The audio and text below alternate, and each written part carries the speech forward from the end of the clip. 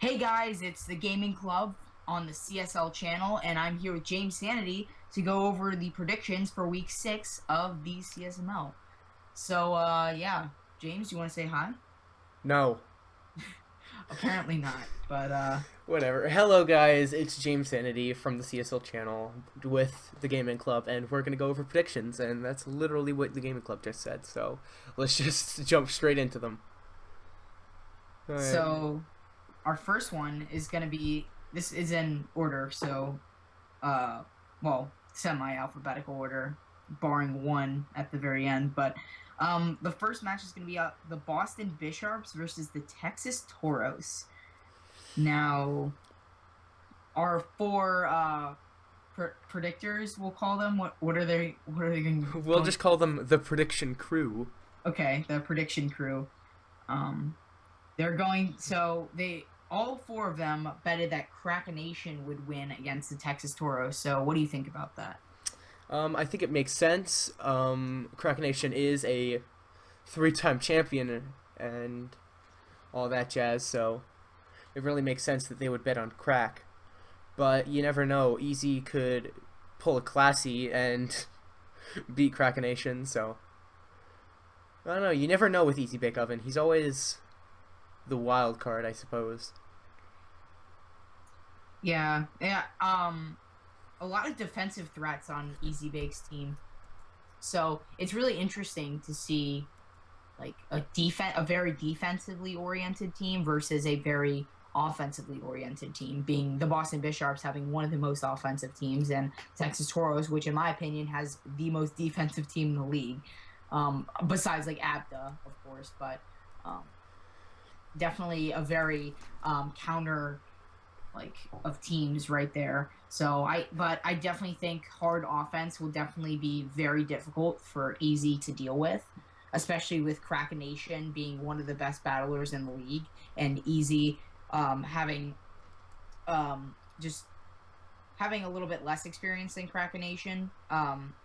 So I don't know. I definitely think the Boston Bishops have a much better odds of winning, but as you said, the Easy Bake is very unpredictable, and I definitely could see him pulling out an upset and beating Kraken Nation. But it will all have to come down to how they play, and if the Texas Toros can prep well for the Boston Bishops' very threatening team. So Yeah. anyway. And vice versa as well. I mean, even with a very offensive team, you still have to find ways around a very defensive team oftentimes. I mean, Easybake is not without his offensive threats. He has Hydreigon, and, like, that's about it. But you never know. Hydreigon can put in work. The only thing that's really stopping Hydreigon is Magearna, but... And, well, kind of Metagross. Kind of, not really. Eh. I don't know. We'll see how it plays out. Yeah. But our next match is going to be if I can get it, the San Antonio Espers versus the Washington Weaviles. So very interesting match here. Thoughts on that? I mean, So our four predictors, three of them went for Dubstep Penguin and the Washington Weaviles, but Marionette went for Cool Me Down Bee and the San Antonio Espers. We're seeing a bit of favor here among the predictors, but obviously one thinks otherwise. And honestly, the match could go either way. The two teams are kind of similar in record, so yeah, they are. I mean, the San Antonio Espers have a little bit less differential, so it makes sense in the regard that. In regards to record, it definitely makes sense that they would pick the Washington Weaviles. But Kumi Downby has been, or Colin has been known to definitely pull out some odd upsets. Like, last week's match versus Abda, he definitely pulled out the upset and ended up beating him, despite Abda having a much better record and being one of the better teams in the league. And the San Antonio Espers having their first season in the CSML, coming from CSLO last season. So it makes sense why the majority of the prediction crew would lean towards Dubstep, who's been with the CSML since season 1. So it, again, would make a lot of sense. But the Espers have been known to, cause upsets, and just it all depends on the team building and how Dub can prep. Dub also is very unpredictable in the sense he has definitely come out with a lot of big wins and a lot of big losses. So really come down to see who just has the unpredictability factor and who will be able to come out on top of the other. So Yeah, and one thing to especially look at, especially in a matchup is like as close as this, with both teams being 2-3, you really have to look at team matchup here. And one thing that definitely kind of stands out to me is Terrakion and Mega Sharpedo. The only check to Terrakion really is the Mega Blastoise, and the only check to Sharpedo is the Thundurus. So it'll be interesting to see how Dub utilizes those two Mons specifically, and how Colin uses his two offensive threats specifically. But yeah, that's about it. Escavalier is another great. Just little note, yeah. But like, there's also, there's a few different checks that I can see Dub bringing. I definitely think I would agree in the sense that he definitely has to really prep hard for the Terrakion and Mega Sharpedo in order to whittle them down to the point where his faster threats and harder hitters like Crobat and Crocodile can come in and just clean up the rest of his team and hopefully come out with a win. But if he doesn't do that, then I can definitely see the Espers coming out on top this match. So it'll really have to come down to who just makes the better prep and who plays the better game. But that's how you can say it for all. But they're both pretty good players, so I do think that it could really go either way. But all right. Next up, we have DeMonster AWS and his Los Angeles Critras versus Abda P and his Calgary Hydro Cannons. Looking at records specifically, the Los Angeles Critras have an edge here, but a lot of our predictors are going for the Calgary Hydro Cannons. Why do you think that is, Noah?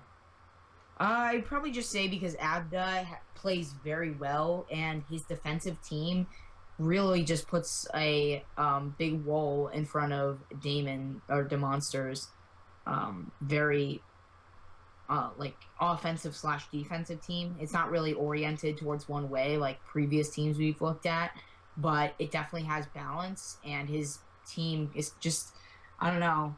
I think Buzzwole can definitely put in a lot of work if it can punch holes through things like Celesteela, but I think Abda is just a phenomenal player, and Damon really has, or whatever. It's the monster really needs to put in full force if he wants to be able to break through the team that Abda has so gracefully put together.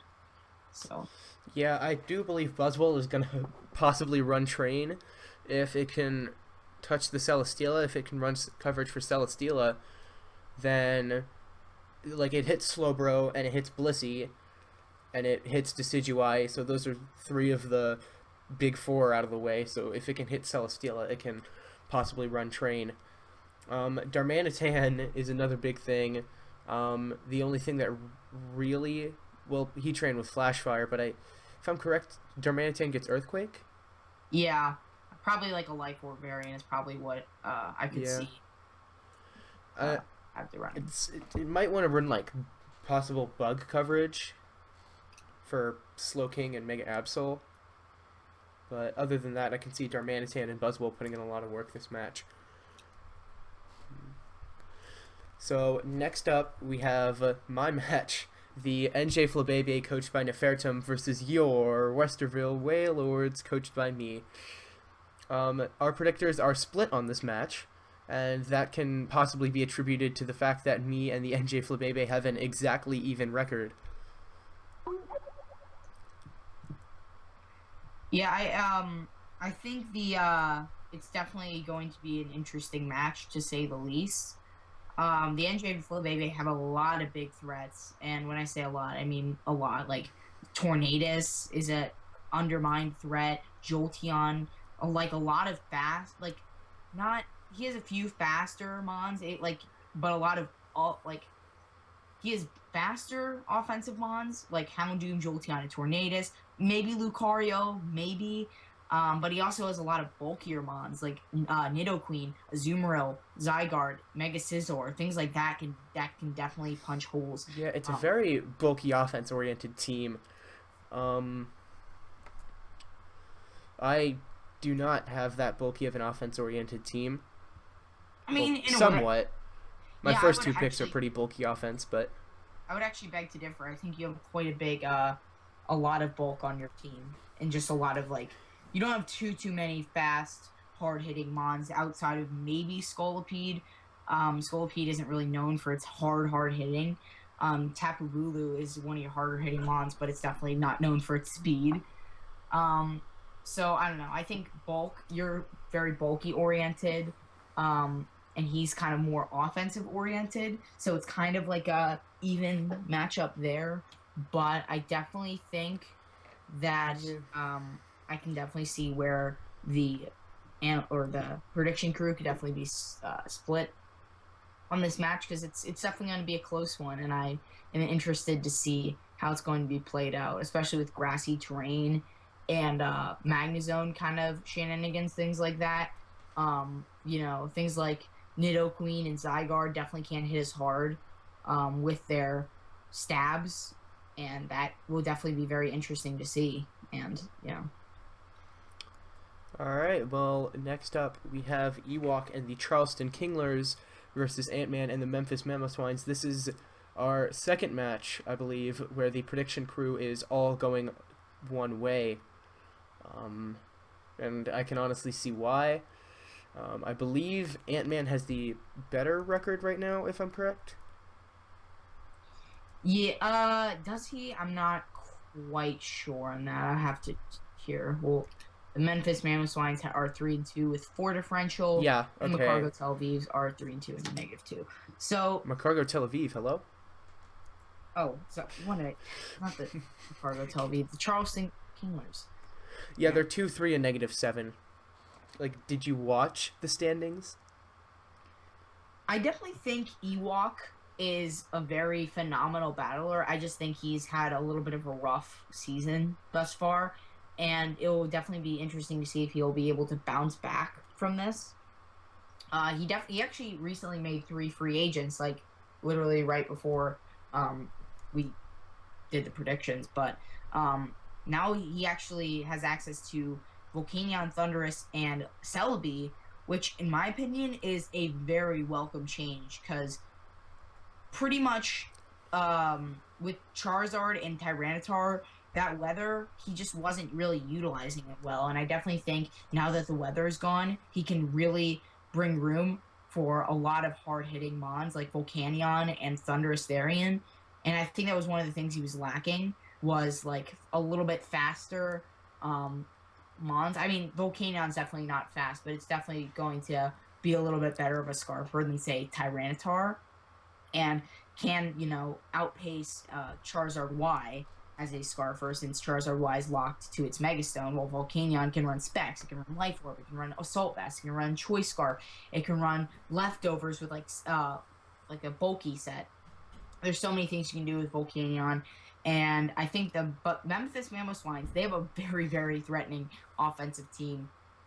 But I do think that the Charleston Kinglers just have enough things to deal with the biggest threat on the Mamoswines team being Tapu Lele, that I do think that the Charleston Kinglers can pull through with their they can probably just bounce back from their unfortunate losses that they've been suffering recently. But yeah, it'll be interesting to see how those free agents come into play. I'm not entirely sure if those free agents were specifically directed towards the match with Memphis Mamoswines, though I doubt they are. I think they're just general boosts to his team. It'll be interesting to see how Ewok deals with the Tapu Lele. And I believe he didn't really want Tyranitar simply because of the Excadrill. So, I mean, Tapu Lele is a big offensive threat, obviously, and it hasn't been doing too much recently, but it certainly can with this team. I mean, like there's very few resists, if any, on Ewok's team, so it'll be very interesting to see how Ewok chooses to deal with the Tapu Lele that the Memphis Man Swines have. Yeah, that pretty much sums it up. But, Alright. Next up, we have your match, Noah, the Macargo Tel Aviv versus the Beijing Diems. I'll let you go into this one more, just because don't wanna. Majestic Swablu of our prediction crew going for the, I would say, risky prediction. But honestly, I can see why she would go for the Macargo Tel Aviv, simply because the Beijing Diems, aka Noah, has a -2 streak right now, and it's not really sure how that's going to play out in this match. And the Macargo Tel Aviv have a +3 streak. So looking at momentum, it's very clear that the Macargo Tel Aviv have a lot more momentum, but judging by like scheduling and the opponents that both opponents have faced, that the Beijing Diems kind of come out on top for that. In other news, the Beijing Diems have a slightly better record than the Macargo Tel Aviv, with a +2 differential compared to a -2 differential. They're both 3-2, but now let's look at some team matchup rather. Manaphy is definitely a big thing. The one thing that could possibly wall Manaphy would be like Suicune or even Diems possibly if the Manaphy's not having Ice Beam, but a lot of things on the Beijing Diems kind of, if Manaphy can boost its speed with Z-Rain Dance, it's possible that the team could get blown back. But another big offensive threat on the Beijing Diems side this time is Victini, because there are little things that really handle Victini, whether it's running physical or special. The one thing that would definitely be able to handle it would be Cresselia, so it's interesting how Noah will kind of whittle that down and handle it so his Victini can take the reins. To me, it's really a battle of like Manaphy and Pinsir versus like Victini and Kyurem, possibly the Lando I as well, and possibly the Superior as well. It's just a battle of offense in my opinion, and to see which offensive pressure can come out on top. And that's about all I have to say. Noah, do you have any thoughts? Without giving too much away, yeah, I definitely think a lot of the Tel Aviv's Mons are kind of like offensive and defensive, with like a lot of very hard-hitting Mons up in the like higher picked areas, like A tier and beginning of B tier, like, yeah, as you said, Manaphy, Pinsir, and Superior, but also a lot of bulk, and then also a little bit of interesting like lower tier picks that can also definitely put in a lot of work. So I think that my team and his team go pretty, they're not really, not, wouldn't say that one is really better than the other. They're pretty evenly matched. I wouldn't say one has like team matchup over the other, because like each of the hard-hitting Mons all have their checks. Of course, not really going to go into too much detail because I don't want to give really any away for any of my prep. But yeah, I do think they're we both have pretty evenly matched teams, and it's going to be interesting to see what the Tel Aviv are going to bring in order to deal with the team. So. Yeah, and it's interesting to see what you will bring as well, huh? Yeah, but I'm very careful with my wording so as not to give anything away, because, I don't know, you can never be too careful. Alright, well, our next match is the number 1 seed in the Sapphire Division, Swoops and her Detroit Pyro, versus the number 5 seed in the Sapphire Division, King BC and the BC Bastiodons. there's really not too much of a difference between the number 1 seed and the number 5 seed, seeing as the number 1 seed is 3-2 and the number 5 seed is 2-3. So victory for BC here would really mean quite a bit in the playoff race. And Marionette of our prediction crew is actually deciding to go with the BC Bastiodons, maybe based on the fact that the win matters probably more for them than it does for the Detroit Pyro, but our other 3 predictors are going for the Detroit Pyro, probably based on record, maybe based on the fact that the Detroit Pyro are a previous champion, and yeah, that's about it. Looking at team matchup, Gothitelle can possibly trap things, such as Infernape and maybe even like a Romatisse or Registeel if it runs coverage for that. Weavile can definitely put in a lot of work with like things like Gliscor on the team. Unfortunately, Tapu Koko outspeeds the Weavile, which is really unfortunate for BC. So it's going to be interesting how he plays around that. But I definitely think Weavile is probably one of the biggest threats to the Pyro's team because it's very fast. It's very fast. So pretty much Zwoops usually would probably not run as much speed as she normally has to.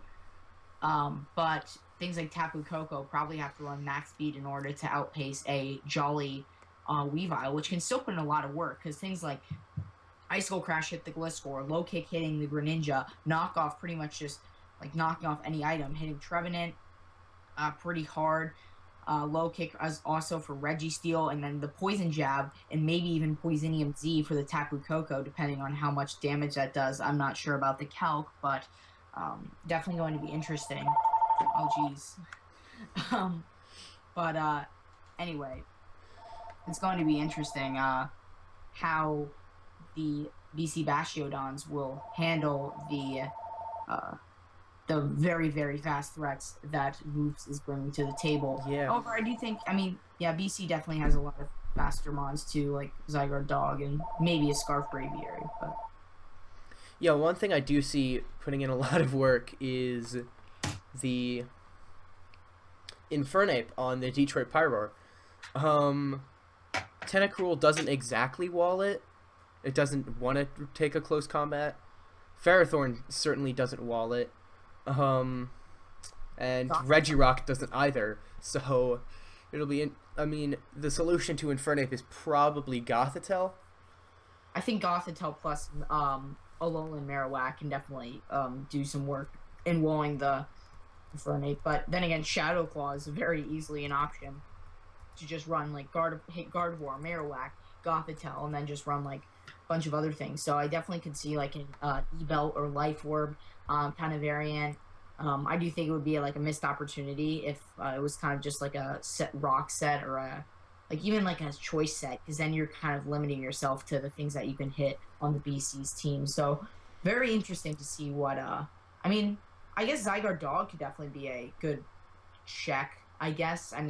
It's pretty frail, but it does outspeed and it does hit the Infernape pretty hard. So it's going to be interesting to see like Infernape and Tapu Koko, just all that stuff. A lot of very fast offensive mons versus BC's more bulky offensive team. But I don't know. I could definitely see either one coming out on top, especially with BC having lost a tough game last week. So I do think that I do think he's going to be out for vengeance, especially considering Zwoops is in his division and number 1 in the Sapphire division. So I do think he's going to be very motivated to win this match, and it's just going to be interesting to see how Zwoops handles that.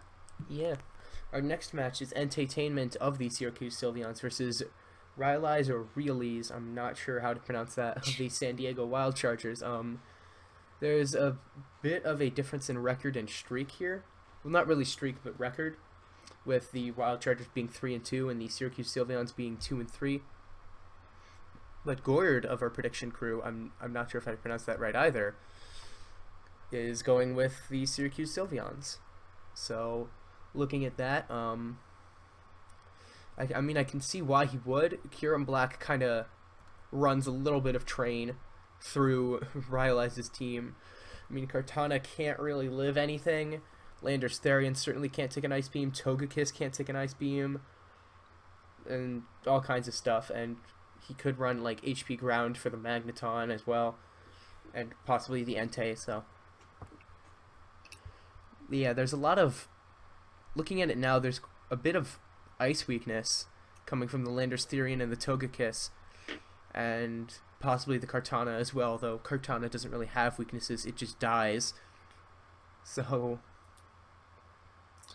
Yeah. I definitely think...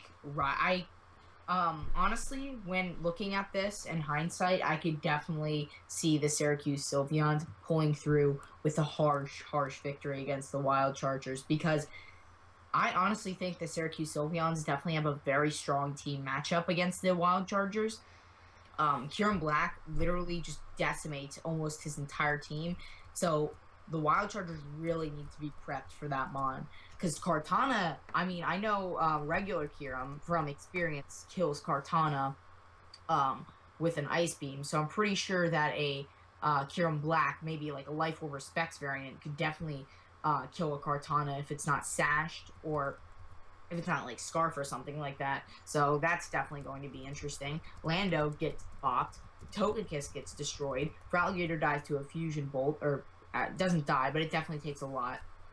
Entei does not appreciate an Earth Power, neither does Magneton. Noivern gets stopped by Kieran Black, and then Mismagius could just, I mean, then he only needs 3 moves to hit his, like, 7 main offensive threats on his team, barring, say, Mismagius and Zangoose, so I do think he might bring, it would be interesting if he brings coverage for the Zangoose, Mismagius, maybe Draco, because he really doesn't have a Draco switching, other than Togekiss and Magneton, because Kartana isn't going to appreciate a Draco, because it's very poor special defense.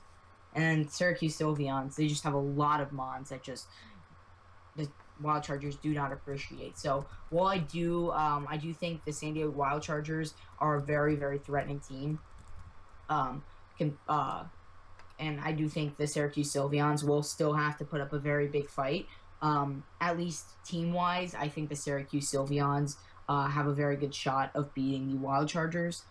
However, I think Rio can definitely pull out on top if he can pull out the right prep and be able to deal with main threats on the Sylveon's team to be able to pull out with a victory. So, yeah. Pretty much everything you said is what I was going to say. So, next we've got Sorry and the Tampa Tyranitar versus Todd and the Chicago Bouffalants. Predictors are split on this one, with Marionette and Gord going on to the Tyranitar side, and Gator Boy and Swablu going on to the Bouffalant side. How do you feel this is going to play out, Noah? I think that both of them are a bit underrated in this league. I think Todd definitely is a great battler. I just think he has yet to really prove himself, and I think he's definitely had a lot of kind of harsh losses, especially last week to Damon, who definitely, it was definitely not guaranteed, but it was a little bit hacksy, in my opinion.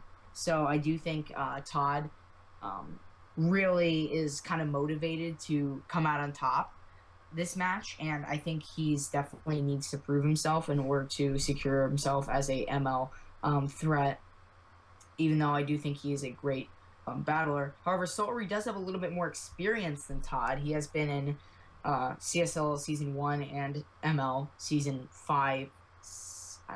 He was in 6, and yeah, so he's definitely had a lot more experience than Todd, but I do think that Todd does have the potential to come out on top. They do have very similar records, though. I believe they're both 2 and 3. So it's going to be interesting to see how that plays out. In differential, they're very similar, -4, -3. Todd barely coming out on top. But at least team-wise, I would say that the Tampa Tyranitar definitely have a lot of threats that the Bouffalants need to really prep themselves for, and vice versa. The Chicago Bouffalants really have a lot of bulky threats, but they also have a lot of fast threats like Salazzle, Mega, Alakazam, but Conkeldurr and Gudra are a lot bulkier, but can still put like really big holes in the opposing team. So it's gonna be interesting to see. Yeah, but I'm wondering how the Latios is going to be dealt with on the Tampa Tyranitar. Latios hasn't gotten a kill yet, but Latios very much poses a threat this match. The only thing I can really see, like, checking it is the Sylveon, but if, like, something can whittle it down enough or something like that, then I can really see Latios running through. Also, some of the lower tier picks I want to mention, things like Sableye, Smeargle on the Bouffalant side, or like Armaldo or Poliwrath on the Tyranitar side. It's even possible they could run like a rain team with Gyarados and Poliwrath, but anything is possible. Honestly, I definitely think Sableye could put in work because I see no Dark type on Solry's team, so definitely could put in some work as maybe like a Will-O-Wisp Mon that could really put in work. So maybe like Aromatherapy on the Roserade to deal with that. But honestly, the Chicago Bouffalants, they have a really threatening team, and so does Solry, but I don't know. It's going to be interesting to see. I definitely see the split here. They're both pretty similar records. They both are they're pretty good battlers, so I do think they're pretty equal in skill level as well. So I do think that they're both pretty equally matched, honestly. They don't really have too many that check each other's team, at least. Alright, well, lastly, we have the Zion Zards versus the Vancouver Golducks. Our third and final match, where all of our predictors are going on one side of the match, favoring the Zion Zards. And it's easy to see why. The Zion Zards are 3-2, top of their division. They're doing really well this season with things like Charizard, Mega Y, Starmie, Scizor, things like that. But Jatan and the Vancouver Golducks, not exactly to be just kind of forgotten about. They did get a very surprising win over Noah last week. So it's interesting to see how they're going to come out like this. They are in the same division, so it is an in-division match, so this is going to matter quite a bit for the playoff race. And looking at some team matchup here, I see like Scizor can kind of run through if Blaziken gets chipped down enough. Whimsicott is definitely a problem because there's no real prevalent dark type on the Golducks. And Prankster can run train, and even things like Hawlucha, if defensive Melodic isn't run, can really... Or Necrozma. Yeah. Well, there is Necrozma, yeah, but... No, like, I meant, like, if he's not running defensive Necrozma or Melodic, Hawlucha could definitely put in work as well. But, I don't know, Hawlucha... And looking at the Golducks, Xurkitree just kind of has, like, free Volt Switch, because there's no ground. I mean, there's Golem. There's Golem, but... To be honest, she could run Golem, or he could run Golem. The Zards could run Golem. Cherry, definitely. I honestly could see the Zards running Otherwise, though, Golem doesn't have too good of a matchup. I mean, Melodic just kind of walls it. It can't touch Necrozma. Can't touch like Haxorus. I don't know. Something like that. Doesn't have too many Stealth Rocks set up. Maybe Garbodor instead. But yeah, Xurkitree, huge hole in the Zards team for that thing. If that thing gets maybe a tail glow up and like a Z Hypnosis, even Megazard X is not going to be safe from like an HP ground or something like that. And then Starmie, Scizor probably takes a huge chunk from Thunderbolt. So it's going to be interesting to see. The only thing I can really see him bringing, like maybe like HP Fire for like Whimsicott, but it's going to be like hard to tell. Like Mega X plus Whimsicott, it's going to be hard to break through that. Then again, Whimsicott's pretty frail. There is actually a really easy way to break through that I wanted to mention. Which is what? Which is Haxorus. Haxorus gets, Poison Jab, so it can just kill the Whimsicott easy. And if it gets enough setup, it can possibly run through Cherrymander's team just like he ran through your team. Except the fact that D-Dance wasn't really a thing, but Yeah, I mean, if it gets up D-Dances, it can really, like, it can obviously get rid of Charizard Mega X. It can get rid of Starmie because Starmie's not all that bulky. It can probably get rid of Scizor, though I'm not sure how much, like an Earthquake or something like that would be I know doing. Haxorus doesn't get any fire coverage, so that would be kind of hard to deal with Scizor. Doublade is also another threat that it's going to be hard to deal with. But I think Haxorus, Blaziken, Xurkitree all are very big things that Cherry needs to really work around. Because honestly, I could see, however slim, that Jatun could pull this out. Yeah, like with things like Xurkitree and possibly even Klefki, like setting up spikes.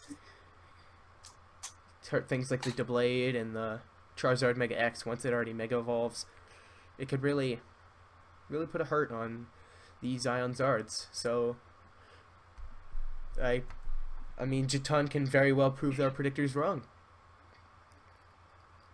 Well, that's about it for predictions this week. We'll see if any of the predictors get anything wrong, which they probably will.